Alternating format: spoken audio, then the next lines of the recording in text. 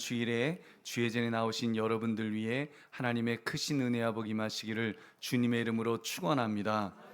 오늘 여러분과 함께 나눌 말씀은 배우고 가르치라, 배우고 가르치라는 제목을 가지고 함께 은혜를 나누려고 합니다. 통상적으로 7, 8월은 휴가철이라고 여깁니다. 무더운 여름 휴가철이라고 부르면서 들로 산으로 바다로 어떻게 하면 재미있는 베케이션을 보낼까 이렇게 고민하는 그런 달입니다.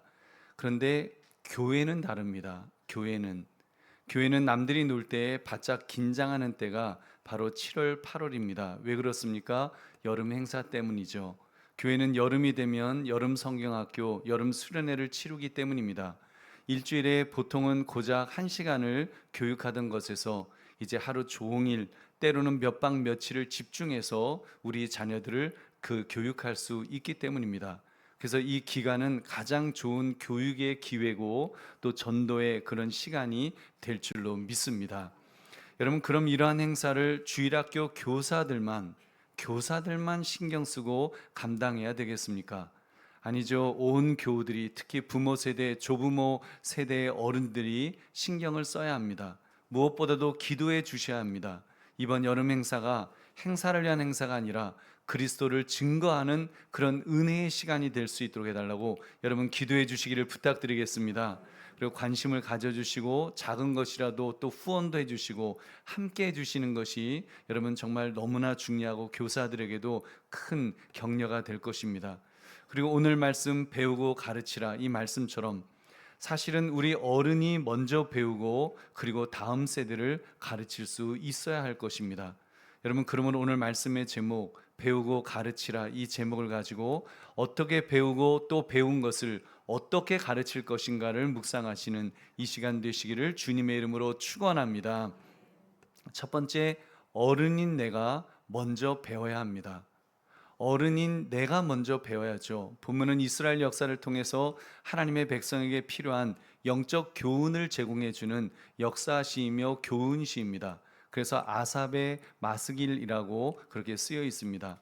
아삽은 다윗 왕 시대 인물이고 마스길이라는 말은 교훈 또는 지혜의 노래라는 의미입니다. 그래서 마스길 시편, 이것은 하나님에 대한 깊은 통찰과 묵상을 포함해서 신앙적인 교훈을 제공하는 데 목적이 있습니다. 우리 1절 말씀 함께 읽겠습니다. 시작. 내 백성이여 내 율법을 들으며 내 입의 말에 귀를 기울일지어다. 아멘. 시인은 지금 내 백성이여 라고 하면서 하나님께서 그의 백성을 부르시고 있음을 표현하고 있습니다. 그래서 내 율법을 들으며 내 입의 말에 귀를 기울일지어다. 귀를 기울일지어다. 하나님의 백성들은 하나님의 말씀에 귀를 기울여야 합니다. 여러분, 그 귀를 기울인다는 것은 순종과 존경의 마음을 품고 다른 의견을 제기하기보다는 받아들이는 태도를 말합니다.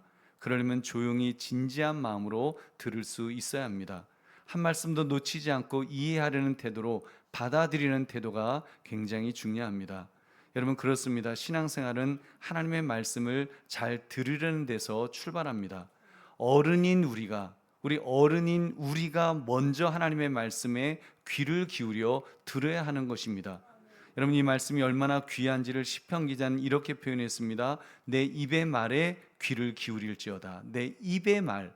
왜 이렇게 내 입의 말이라고 하나님은 표현하고 있을까요? 여러분, 시편 기자 이렇게 표현한 이유는 하나님께서 누구를 시켜서 말씀하시지 않고 직접 말씀하신다는 것을 의미하는 것입니다. 왜요? 우리를 사랑하시는 표현이죠. 여러분, 보통 왕들은 자기가 직접 백성들에게 말하지 않았습니다. 대변인을 통해서 말을 합니다. 오늘날도 마찬가지죠. 보통 대통령이 직접 말하지를 않지요. 보통 대통령 대변인이 나와서 대통령께서는 어쩌고 저쩌고 뭐 말씀하셨다 이렇게 하지 않습니까? 근데 본문은 지금 하나님께서 직접 말씀하신다는 것입니다. 대변인이 없이 직접 말씀하신다. 지금 그렇게 내 입의 말을 지금 내 입의 말에 귀를 기울일지어다. 그만큼 우리를 사랑하신다는 표현이 있는 줄 믿으시기 바랍니다. 그렇다고 설교가 하나님께서 직접 말씀하는 그런 의미는 아닙니다. 여러분, 설교는 저 같은 목사를 세우셔서 말하도록 하시는 것입니다. 우리를 사랑하지 않으셔서가 아니라 하나님은 영이시기 때문에 성경도 문자가 있는 책으로 주셨고 그 성경을 전달할 때도 설교자를 통해서 말씀하시는 것입니다. 여러분, 그렇기 때문에 사실 설교자인 목회자도 말씀을 전할 때는 정말 두렵고 떨리는 마음으로 그런 말씀을 전해야 될 것입니다. 성경은 하나님의 말씀이죠.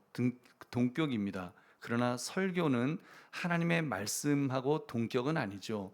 하나님의 말씀을 포함하는 것입니다. 그래서 설교자도 자기의 세계관이나 자기의 가치관이나 자기의 감정을 실어서 전하려 하면 안 될 것입니다. 기록된 말씀인 성경을 통해서 하나님의 말씀만을 전하려고 애써야 될 줄로 믿습니다. 여러분, 그렇게 되도록 많이 기도해 주시기 바랍니다. 여러분, 말씀을 준비하다가 저도 제가 의도한 것과 정반대로 성경이 말씀하시면 나의 의도를 내려놓아야 하는 것입니다. 그리고 성경이 말씀하시는 방향으로 순종해야 됩니다. 그래서 종교개혁가들은 말했습니다. 말씀이 가라는 데까지만 가고 말씀이 멈추라는 데서는 멈춰야 한다. 이것이 종교개혁가들의 그런 정신이었습니다. 이렇게 설교자도 성경 말씀만을 전하려고 깨어 있어야 됩니다. 자기를 복종시키면서 성경 말씀에 항복하는 마음으로 전달해야 될 줄로 믿습니다. 그리고 듣는 우리 성도님들도, 듣는 성도들도 여기에는 설교를 하는 저를 포함하는 이야기입니다. 우리는 주님의 말씀을 청정해야 될 줄로 믿습니다. 귀를 기울일지어다. 이 말씀대로 귀를 기울여야 하는 것입니다. 우리 보배로운 성도님들, 우리는 부모 세대로서 또 어른으로서 본을 보여야 합니다. 어른인 우리가 먼저 하나님의 말씀 앞에 자신을 꺾는 순종이 있어야 하는 것입니다. 겸손함이 있어야죠. 때로는 내 생각과 어긋나더라도 성경 말씀에 부합한 것이면 아멘 하면서 받을 수 있어야 하는 것입니다. 자기를 복종시키는 순종, 그 모습이 바로 이런 모습인 줄로 믿습니다. 그리고 정말 중요한 것은 그렇게 순종하는 모습을 어른이 이렇게 자녀들에게 보여줄 수 있는 것, 본으로 보여줄 수 있는 것 굉장히 중요합니다. 우리가 다음 세대 하면서 다음 세대를 가르쳐야 된다 굉장히 말을 많이 하지만 어른인 우리가 하나님의 말씀에 귀를 기울여 순종하는 모습을 보이지 않는다면, 못한다면 우리는 다음 세대에게 아무것도 가르칠 수 없을 것입니다. 여러분, 가장 좋은 가르침은 무엇입니까? 여러분, 열매로, 여러분 내 삶을 통한 열매로 보여줘야 될 줄로 믿습니다. 여러분, 내 자녀에게도 마찬가지고, 여러분 교사가 우리 학생들에게도 마찬가지고, 우리 어른들이 아이들에게도 마찬가지고, 우리 모두가 마찬가지입니다. 내 삶을 통한 열매가 필요합니다. 마태복음 7장 16절부터 18절 같이 읽겠습니다. 시작. 그들의 열매로 그들을 알지니 가시나무에서 포도를 또는 엉겅퀴에서 무화과를 따겠느냐. 이와 같이 좋은 나무마다 아름다운 열매를 맺고 못된 나무가 나쁜 열매를 맺나니 좋은 나무가 나쁜 열매를 맺을 수 없고 못된 나무가 아름다운 열매를 맺을 수 없느니라. 아멘. 그래서 열매가 중요합니다. 열매는 행동으로 나타나는 것을 말합니다. 성경 말씀대로 살 때, 말씀에 순종할 때 좋은 열매를 맺게 될 줄로 믿습니다. 그러므로 어른인 우리가 성경 말씀 앞에서 순종함으로 먼저 잘 배우시기를 주님의 이름으로 축원합니다. 두 번째, 어른인 내가 받은 은혜를 전하는 사명이 있다는 것을 깨달아야 됩니다. 나에게 사명이 있다. 정말 내가 깨달은, 내가 받은 은혜를 전해야 된다는 것을 사명으로 가져야 됩니다. 우리 3절 4절 말씀 함께 읽겠습니다. 시작. 이는 우리가 들어서 아는 바요 우리의 조상들이 우리에게 전한 바라. 우리가 이를 그들의 자손에게 숨기지 아니하고 여호와의 영예와 그의 능력과 그가 행하신 기이한 사적을 후대에 전하리로다. 아멘. 하나님의 말씀을 들어서 배운 어른은 어떻게 해야 된다고 했습니까? 후대에 전해야 한다. 후대에 전하리로다. 무엇을요? 그 하나님께서 행하신 기이한 사적을 전해야 되는 것입니다. 조금 전 2절에서 이 기이한 사적을 비유로 말씀하신다고 했습니다. 예로부터 감추어졌던 것을 드러내려 한다. 우리 2절 말씀을 같이 읽겠습니다. 시작. 내가 입을 열어 비유로 말하며 예로부터 감추어졌던 것을 드러내려 하니. 여러분, 어떤 감추어진 비밀을 말합니까? 예로부터 감추어졌던 것, 옛 비밀의 말씀입니다. 무엇입니까? 그것은 바로 구원의 소식인 줄로 믿습니다. 그토록 정말 이스라엘 백성들을 보면 배은망덕한 그런 이스라엘을 왜 하나님께서 버리지 않으시고 끝없는 용서와 은혜를 이렇게 그 은혜로 이끄셨을까? 도대체 무엇 때문에 하나님은 그렇게까지 그 백성들을 사랑하시는가? 이 질문의 답이 무엇입니까? 하나님의 자비와 사랑인 줄로 믿습니다. 하나님의 자비와 사랑, 하나님의 자비와 사랑이 이스라엘 백성들을 끝까지 붙들어 주시고, 이것이 바로 예로부터 감추어졌던 바로 그 비밀이라는 것입니다. 여러분, 하나님은 그러한 사랑으로 저와 여러분에게도 그렇게 베풀어 주시는 줄 믿으시기 바랍니다. 여러분, 요한복음 3장 16절 함께 읽겠습니다. 시작. 하나님이 세상을 이처럼 사랑하사 독생자를 주셨으니 이는 그를 믿는 자마다 멸망하지 않고 영생을 얻게 하려 하심이라. 아멘. 여러분, 이것은 굉장히 감추어진 비밀입니다. 하나님께서 독생자를 주셨다, 멸망하지 않게 해주신다, 영생을 얻게 해주신다. 왜요? 사랑하기 때문에. 하나님이 우리를 정말 사랑하시기 때문에 우리가 그 아들을 믿기만 하면 우리를 구원해 주신 줄 믿으시기 바랍니다. 이 엄청난 비밀을 그래서 어떻게 하라고 했습니까? 후대에 전하라. 후대에 전하라. 다음 세대에 전하라. 너희 자녀들에게 전하라. 자손에게 숨기지 말고 전하라고 그 하나님의 말씀을, 하나님의 비밀의 말씀을 전하라고 말씀하고 있습니다. 우리 어른들은 내가 받은 이 엄청난 비밀, 이 엄청난 사랑을 경험하였다면 이것을 내 자손에게 숨기지 말고 전해야 될 줄로 믿습니다. 이것이 사명인 줄 믿으시기 바랍니다. 우리 보배로운 성도님들, 그래서 배울 수 있는 연령이 된 자녀에게 여러분, 부모가 줄 수 있는 첫 번째 교훈은 하나님에 관한 것이어야 합니다. 여러분, 내 자녀에게 하나님에 관한 것을 전해줘야 되죠. 어떤 부모는 1억짜리 통장을 애 태어나자마자 그런 거 만들어주고 그러던데, 여러분, 정말 귀중한 것은 복음, 기쁨의 소식, 이것을 반드시 전해야 될 줄로 믿습니다. 여러분 보십시오. 자녀는 부모의 상속자입니다. 부모로부터 보물을 물려받아야 될 그런 사람이라는 말입니다. 그렇다면 만일 여러분 아버지가 죽기 전에 보물을 땅속에 파묻어 놓고는 그걸 그 귀한 보물을 다 파묻어 놓고 자녀에게 알려주지 않았다면 여러분 그것이 얼마나 기가 막힌 일이겠습니까? 여러분 어디에 보물을 묻어두었는지를 전달하지 않는다면 여러분 그건 좀 비극이죠. 여러분 어떻게 해야 됩니까? 알려줘야 될 줄로 믿습니다. 알려줘야죠. 가르쳐야 되는 것입니다. 보배는 성도님들, 우리가 자녀에게 줄 수 있는 최고의 유산은 그래서 돈이 아닙니다. 아파트가 아닙니다. 좋은 대학에 보내는 것이 아닙니다. 여러분 부모가 줄 수 있는 최고의 유산은 하나님의 자비하심과 사랑인 줄로 믿습니다. 은혜인 줄로 믿습니다. 저는 그래서 여러분 저도 제 자녀에게 정말 내 자녀에게 죽기 전에 줄 수 있는 최고의 것은 하나님의 사랑과 은혜, 내가 받은 그 사랑이기 때문에, 내가 받은 그 은혜가 있기 때문에 내 자녀도 그것을 깨달았으면 좋겠다. 그것만 내가 전달해 줄 수 있다면, 내가 만난 그 하나님을 내 자녀도 평생 만나면서 그렇게 살 수 있다면 여러분 그것이야말로 최고의 유산인 줄로 믿습니다. 이번에 여름 성의학교 여름 수련을 하면서 어떤 주제로 아이들을 가르치건 그 결론은 한 가지여야 합니다. 하나님의 사랑과 은혜입니다. 기독교는 하나님의 사랑과 은혜를 빼고는 아무것도 여러분 정말 전할 것이 없다고 말할 수 있습니다. 하나님의 사랑과 은혜를 받은 자로서 여러분 내가 받은 그 사랑과 은혜를 다음 세대에게 전하는 것입니다. 이것이 교육인 줄로 믿습니다. 여러분 그런 교회가 진짜 교회입니다. 진리를 소유한 교회인 것입니다. 그러므로 받은 은혜를 전하는 사명이 저와 여러분에게 있음을 여러분 잊지 마시기를 주의 이름으로 축원합니다. 세 번째, 어른인 우리가 다음 세대를 하나님께 충성하는 세대가 되도록 그렇게 가르쳐야 됩니다. 다음 세대가 하나님께 충성하는 세대가 되도록 가르치는 것입니다. 우리 5절부터 8절까지 함께 읽겠습니다. 시작. 여호와께서 증거를 야곱에게 세우시며 법도를 이스라엘에게 정하시고 우리 조상들에게 명령하사 그들의 자손에게 알리라 하셨으니 이는 그들로 후대 곧 태어날 자손에게 이를 알게 하고 그들은 일어나 그들의 자손에게 일러서 그들로 그들의 소망을 하나님께 두며 하나님께서 행하신 일을 잊지 아니하고 오직 그의 계명을 지켜서 그들의 조상들 곧 완고하고 패역하여 그들의 마음이 정직하지 못하며 그 심령이 하나님께 충성하지 아니하는 세대와 같이 되지 아니하게 하려 하심이로다. 아멘.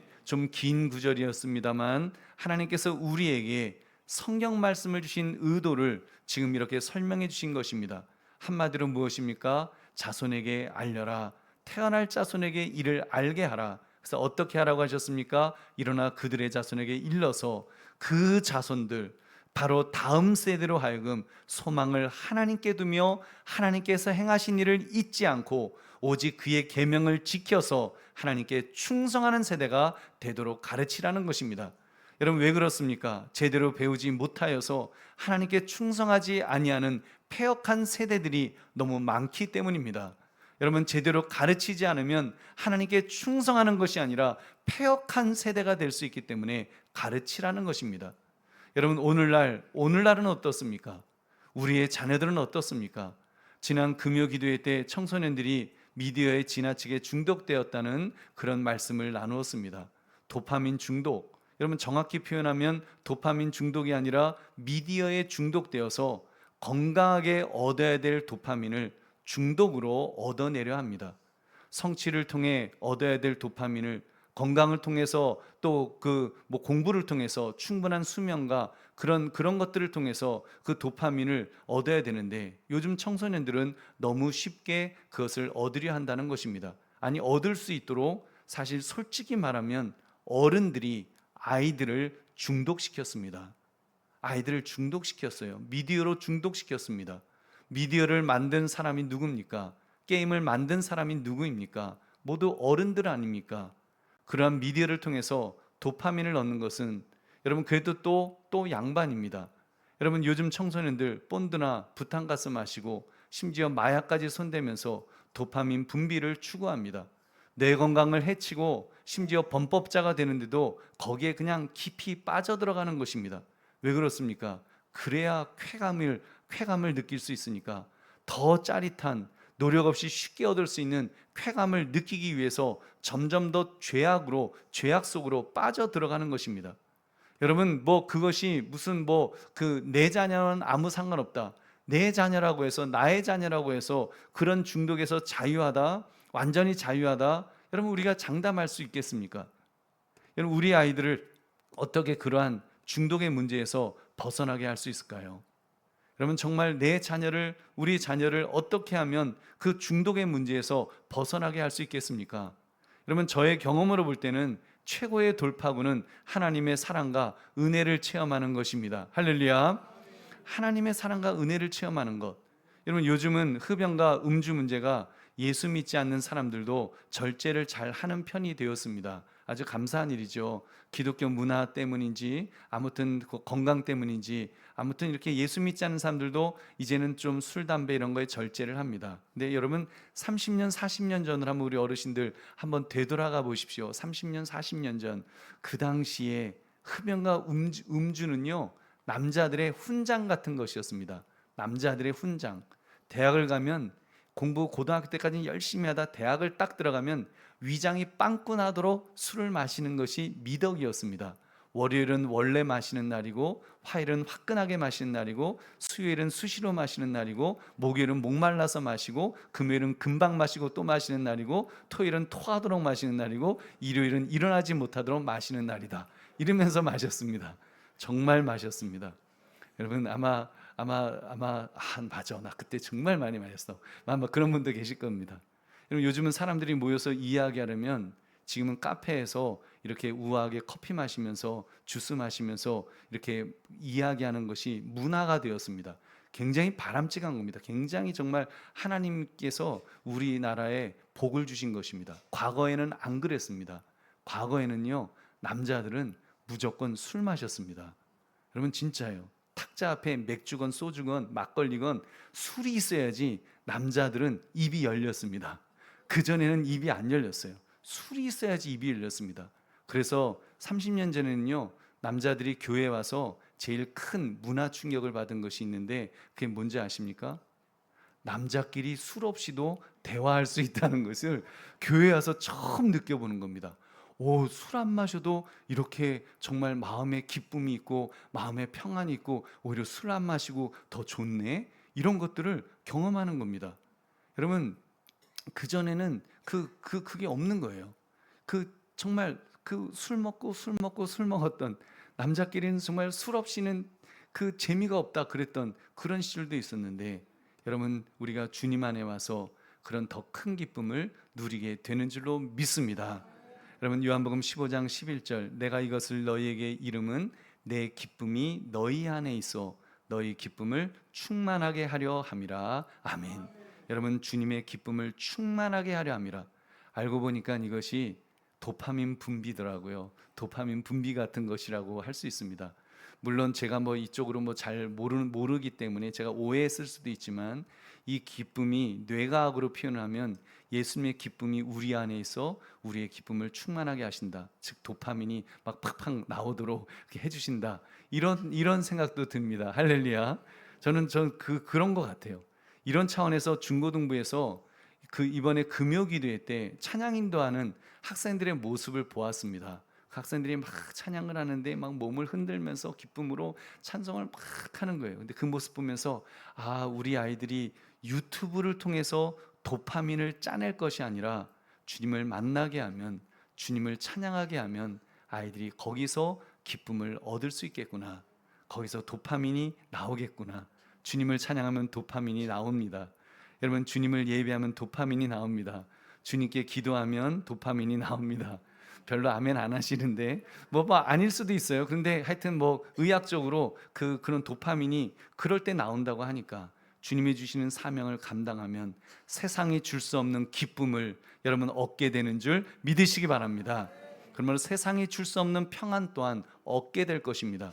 요한복음 14장 27절 같이 읽겠습니다. 시작. 평안을 너에게 끼치노니 곧 나의 평안을 너에게 주노라. 내가 너에게 주는 것은 세상이 주는 것과 같이 아니하니라. 너희는 마음에 근심하지도 말고 두려워하지도 말라. 아멘. 제가 그래서 이 구절을 갖고 주님 안에서 평안을 얻는 것이구나. 세상이 줄 수 없는 평안을 얻는구나. 이 평안이 그럼 도파민 같은 건 아닐까? 그래서 제가 챗GPT한테 물어봤습니다. 얘가요 약간 이야기 질문할 때 약간 좀 내 의견에 동의해 달라는 식으로 질문을 하면 얘가 그렇게 답을 해줍니다. 그래서 의학적으로도 얘가 요즘 많이 똑똑해져 갖고 의학적 지식이 높아져서, 저도 이제 의학적인 도움을, 몸이 좀 안 좋거나 그러면 이제는 의사를 찾아가는 것이 아니라 제 증상을 다 이야기하면 얘가 다 이렇게 잘 설명을 해줍니다. 그래서 이제 이렇게 그 도움을 받는데, 그래서 예수님께서 말씀하신 기쁨, 평안, 이런 것을 느낄 수 있도록 예수님을 믿을 때 뇌에서 도파민이 나와서 그렇게 느낄 수 있도록 하지 않을까라고 제가 질문을 던졌어요. 그랬더니 도파민은 우리의 뇌에서 보상과 쾌감을 느끼게 하는 신경 전달 물질로서 신앙심이 도파민 분비에 영향을 미칠 수 있습니다. 이렇게 제가 원하는 답을 주더라고요. 그래서 여러분 좀 어느 정도는 여러분 우리가 신앙으로 정말 살아가는 것이, 그렇게 우리 청소년들이 추구하는 그 도파민 분비가 여러분 바로 신앙을 통해서 가장 여러분 잘 얻을 수 있을 줄로 믿습니다. 그래서 제가 깨달았습니다. 그렇구나. 우리 아이들을 살릴 수 있는 방법, 정말 우리 아이들을 살릴 수 있는 방법, 인터넷 중독, 게임 중독, 알코올 중독, 여러분 마약 중독, 여러분 그런 것들, 그 중독에서 벗어나게 해줄 수 있는 가장 좋은 방법은 신앙이구나, 믿음이구나. 정말 하나님을 만나도록 하는 것, 그들이 하나님 앞에 예배하도록 하는 것, 그들이 하나님 앞에서 찬양할 수 있도록 하는 것, 여러분 그것이 해결책인 줄 믿으시기 바랍니다. 여러분 그래서 정말 그렇게 아이들이 그 사명으로, 하나님이 주시는 사명으로 그 아이들의 마음이 뜨거워지면 여러분 다른 것 아이들 찾지 않을 것입니다. 다른 것이 주는, 세상이 주는 그런 도파민 분비하고는 그 차원이 다른 가장 큰 기쁨과 평안을 얻게 될 줄 믿으시기 바랍니다. 여러분 그런 것을 정말 우리 아이들 그렇게 하면 살 수 있습니다. 근데 비록 우리 아이들 뿐이겠습니까? 여러분 사실은 중독의 문제가 아이들 뿐이겠습니까? 여러분 어른들은 더 다양한 것에 중독되어 있습니다. 인터넷, 게임, 알코올, 마약, 섹스 중독뿐 아니라 거기에 돈 중독, 명예 중독, 일 중독도 있잖아요. 워커홀릭, 그 일 중독 아닙니까? 저는 자녀를 집착이라 말할 정도로 지나치게 사랑한다면 그것도 중독에 속할 것이라고 생각합니다. 여러분 저는 이렇게 표현하고 싶습니다. 자녀 중독, 자녀를 통해 보상과 쾌감을 느끼려 하는 증상. 그래서 제가 볼 때는 자녀도 중독이 있을 수 있다. 이렇게 우리 어른들도 여러분 그런 점에서 중독에서 벗어나야 될 줄로 믿습니다. 어떻게 해요? 예수 그리스도 하나님의 말씀을 통해서 벗어날 수 있는 줄 믿으시기 바랍니다. 그렇다면 어떻게 우리 자녀들을 그렇게 신앙으로 가르칠 수 있겠습니까? 어떻게 우리 스스로를 신앙으로 바로 세울 수 있겠습니까? 바로 하나님의 말씀인 것입니다. 아까 서두에 어른인 우리가 먼저 하나님의 말씀을 잘 배워야 한다고 했습니다. 주님의 말씀이 선포되면 아멘 하는 마음으로 받을 때, 우리가 먼저 은혜를 받고 우리가 먼저 하나님의 사랑을 깨달을 때 우리 자녀들을 가르치게 될 줄로 믿습니다. 그런 후에 우리의 다음 세대에게 하나님의 말씀을 가르치십시오. 정말 하나님의 말씀을 여러분의 자녀들에게, 여러분의 손주들에게 하나님의 말씀을 가르쳐야 됩니다. 내가 받은 은혜의 말씀을 내 자녀들에게 가르쳐서 그들도 정말 그 기쁨을 느낄 수 있도록 여러분 그렇게 감당하시기를 주님의 이름으로 축원합니다. 그래야 우리 자녀들이 주님을 기억하면서 순종할 수 있기 때문입니다. 우리 7절 말씀 같이 읽겠습니다. 시작. 그들로 그들의 소망을 하나님께 두며 하나님께서 행하신 일을 잊지 아니하고 오직 그의 계명을 지켜서. 아멘. 하나님의 말씀을 가르쳐야 할 이유가 무엇이라고요? 그들이 소망을 하나님께 두도록, 소망을 하나님에게 두도록 하기 위해서입니다. 그렇습니다. 하나님의 말씀을 배우면 소망을 하나님께 두게 될 것입니다. 시선의 각도가 달라지게 될 것입니다. 그전에는 시선의 각도가 90도 아래였습니다. 90도 아래니까 세상만 보았습니다. 세상의 것만 보았습니다. 쾌락을 쫓았습니다. 여러분 육신의 것만 쫓으면서 살았던 그런 삶이었는데 이제는 시선의 각도가 90도 위로 올라가는 것입니다. 하늘을 보게 되는 것입니다. 천국을 바라보게 될 것입니다. 하나님을 바라보게 됩니다. 그럼 인생이 달라질 줄로 믿습니다. 삶의 목적이 달라지고 인생의 수준이 달라집니다. 질이 달라집니다. 왜요? 소망을 세상이 아닌 하늘에 두기 때문에, 하나님에게 두기 때문인 것입니다. 여러분 일단 우리 몸에서부터 그런 도파민이 나오는데 삶 자체가 행복하고 평안하고 소망이 넘치는 삶이라고 느끼도록 그렇게 만들어 줄 줄로 믿습니다. 여러분 그렇게 소망을 계속하여 하나님께 두기 위해서는 하나님께서 행하신 역사를 잊지 말아야 됩니다. 여러분 말씀이 정말 우리를 붙들어 줍니다. 그 하나님께서 행하신 역사 어떻게 잊지 않을 수 있을까요? 배워야지요. 하나님의 말씀을 잘 배워야 될 것입니다.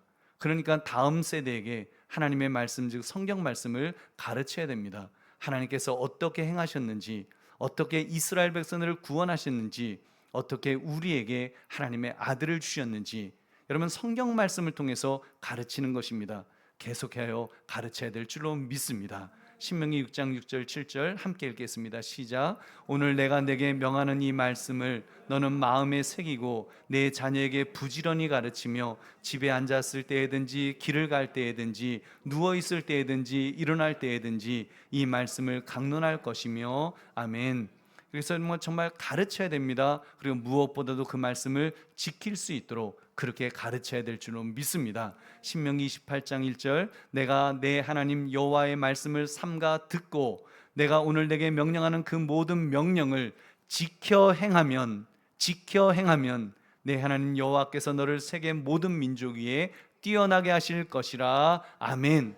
여러분 우리 부모들 다 내 자녀가 모든 민족 위에 뛰어나게 되기를 바라지 않습니까? 다 그런 인물 되기를 우리 바라는 것이 우리 부모의 다 심정 아닙니까? 그래서 맹모는 삼천으로 그렇게 이사도 3번씩이나 했다고 하는데 여러분 우리는 이사 갈 것이 아니라 여러분 우리 자녀를 말씀에 순종하는 자로 만들면 될 줄로 믿습니다. 여러분 말씀에 순종하는 자로 만들면 하나님께서 내 자녀를 세워 주실 것입니다. 세계 모든 민족 위에 뛰어나게 하실 것이라고 약속해 주셨습니다. 할렐루야. 하나님이 약속했습니다. 그런 말씀을 가르쳐 다음 세대들이 주님을 기억하며 순종하도록 만드시기를 주님의 이름으로 축원합니다. 이제 말씀을 맺습니다. 사실 지난 주일이 맥주 감사 주일이었기 때문에 감사에 관한 말씀을 더 나누고 싶었습니다. 그래서 하나님 감사에 대한 말씀을 주십시오. 그런 말씀을 정말 주시면 제가 잘 전하겠습니다. 이런 마음으로 묵상을 했습니다. 근데 감사도 중요하지만 자녀들에 대한 부담감을 가지라는 그런 주님의 인도하심이 있었습니다. 특히 7월은 이제 성경학교의 계절이라고 말해도 과언이 아니지 않습니까? 무더위에 여름 휴가에 흥청흥청할 수 있는 그런 그 때입니다만 영적인 긴장의 끈을 놓지 말아야 될 것입니다. 그 이유는 다음 세대에 대한 우리의 사명이 너무 무겁기 때문입니다. 여러분, 우리 자녀에 대한 사명이 너무 무겁기 때문에 우리 자녀들이 이 여름, 이 흥청거리는 이 여름에 그들이 죄악에 빠지지 않도록, 그들이 세상의 것으로 그들이 쾌락을 얻으려 하지 않도록, 도파민을 찾으려 하지 않도록, 여러분, 우리가 정말 그 말씀으로 우리 자녀들을 양육하시기를 주님의 이름으로 축원합니다. 칼럼에 썼습니다만 지난 금요일 때 중고등부 학생들이 찬양을 인도하는데 저는 너무 감격스러웠습니다. 얼마나 감격했는지 모릅니다. 저에게도 이제는 자녀뻘이 아니라 손주뻘인 우리 아이들이 막 하나님을 찬양했는데 정말 어른들이 함께 찬양을 하나님께 올렸습니다. 여러분, 그 기적 아닙니까? 그 기적이에요. 우리가 그 아이들과 함께 앉아서 진지하게 대화를 나눌 수가 있겠습니까? 같이 놀러 갈 수가 있겠습니까? 여러분, 그 아이들 보고 야, 놀러 가자 그러면 걔네들이 놀러를 가겠어요? 저희 자녀에게, 저희 아들들에게 얘들아 우리 놀러 가자, 여름에 놀러 가자 그러면 됐어요. 딱 그 한마디로 끝납니다. 됐어요. 끝납니다. 만약에 제가 막 졸으면 아마 뭐 굳이요? 뭐 새삼스럽게 뭐 그러면서 그 싫다 그럴 것입니다. 그런데 여러분, 하나님 안에서 그 다음 세대들과 그것도 손주뻘인 아이들과 함께 찬양을 했다니까요. 하나님께 찬양을 하는데 물론 가사나 곡을 잘 몰라서 익숙하지 않아서 따라하기 힘들었습니다만 못 따라하면 어떻습니까? 아이들과 함께 찬송할 수 있다는 것이, 함께 찬양하도록 그 아이들이 끼워주었다는 것이 얼마나 감사한지 모릅니다. 우리를 끼워줬잖아요. 얼마나 감사합니까? 그러니까 우리가 진짜 잘 가르쳐야 됩니다. 잘 가르치기 위해서 먼저 내가 잘 배웁시다. 무엇보다 내가 하나님으로부터 받은 은혜가 있기에 그 은혜를 전하는 것이 우리의 사명임을 깨달으시기를 바랍니다. 특히 우리 어르신들 사명으로 여기시기를 바랍니다. 여러분, 하나님께서 왜 건강을 주셨겠습니까? 왜 지금 이렇게 80세를 훌쩍 넘어가도록 그렇게 사시도록 하셨겠습니까? 여성의 기대 수명은 지금 85.6세라고 합니다. 남성도 79.9세라고 합니다. 그러니까 지금 이 연령이신 어르신들, 앞으로 제가 보기에 5년에서 10년은 더 까딱 없이 사실 줄로 믿습니다. 제가 어른들 기분 좋으라고 하는 말이 아니라 이것을 가리켜 생존자 효과 또는 뭐 생존자 편향 뭐 이런 말을 쓰더라고요. 60대 때 70대 때 돌아가신 비슷한 또래들이 얼마나 많습니까? 이미 돌아가신 분들, 그분들이 평균 수명을 깎아 드셨습니다. 그리고 돌아가셨어요. 거기다가 지금까지 생존한 분들은 상대적으로 건강하다는 증거입니다. 그렇기 때문에 지금 사시는 어르신들은 논리적으로 앞으로 최소한 5년에서 10년 이상은 당연히 살게 될 줄 믿으시기 바랍니다. 예배당 건축을 보게 될 줄로 믿습니다. 이거 아마 다 보실 겁니다. 여러분, 이것을 영적으로 볼 때 하나님께서 사명이 있어서 이 땅에 우리를 남겨두신 것이라고 믿습니다. 우리 아버지는 벌써 불러가셨는데 제 나이 전에 벌써 불러가셨는데 그 말씀 전하시다가 불러가셨는데 저는 남겨두신 것은 사명이 있기 때문에 배우고 가르쳐라, 잘 배우고 잘 가르치라고, 다음 세대를 잘 가르치라고. 여러분, 몇 번 불러가실 기회가 있었지만 여러분 남겨놓으신 줄 믿으시기 바랍니다. 저도 교통사고 2번 나서도 죽을 뻔했습니다.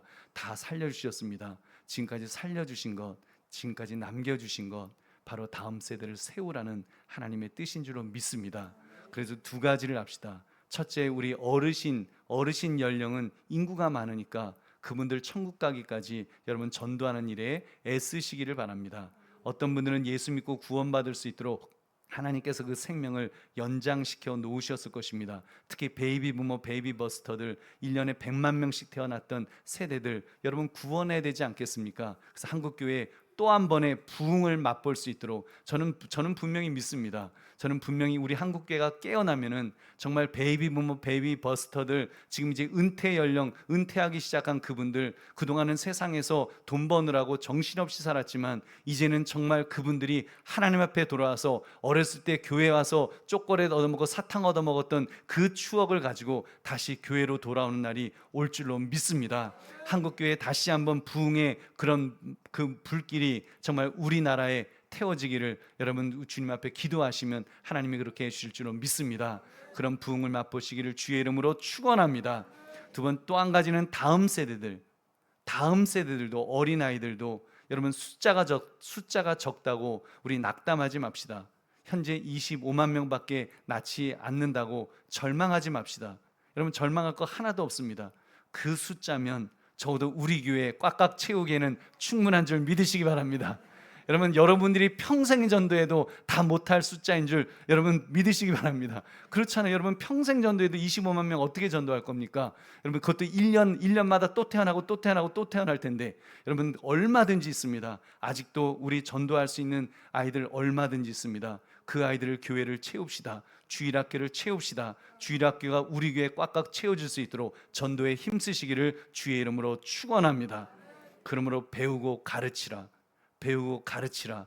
이 제목처럼 내가 먼저 배우고 그리고 다음 세대를 잘 가르치겠습니다. 여러분 결단하시는 저와 여러분 되시기를, 여러분의 자녀를, 여러분의 손주를 그렇게 가르치리라 결단하시는 저와 여러분 되시기를 주님의 이름으로 축원합니다.